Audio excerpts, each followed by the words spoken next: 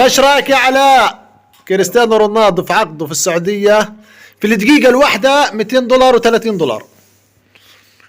يعني في السنة تقريبا مليار دولار. مليار دولار. يا حبيبي يعني اليوم جايين زيارة على أخينا أبو الأمير.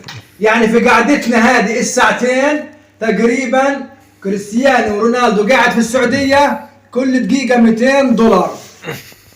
يعني في الساعتين احسب يا محمود، يعني احسب يا محمود. يعني انت لك ساعتين قاعد هنا، لك ساعتين قاعد هنا. قديش لم هناك. احسب يا محمود، طلع يا محمود. قديش يا محمود؟ بطلع $25,800 في الساعتين. الله، في الساعتين. في الساعتين $25,800. وانت ايش قدمت لنا يا خالد في هذول الساعتين؟ طبعا انا بقدم لكم كل احترام وكل التقدير. التقدير اهم من المال. اهم مش بقول لك تلاقيني ولا تغديني. انا اشهد لله لقيتكم وجبتكم قعدتكم وغديتكم وهذا الضحك كل المال. اشهد لله. انا بدكم اوزع لكم مرحبا بكم. بدكم حاجه قولوا لي. وايش رايك يا علاء؟ ايش رايك يا علاء؟ انت ايش رايك؟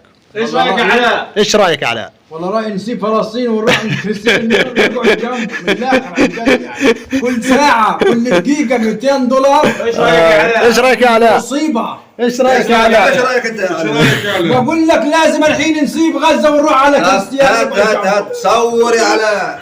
انا بقول لكم اي خدمه غير الفلوس جاهزه.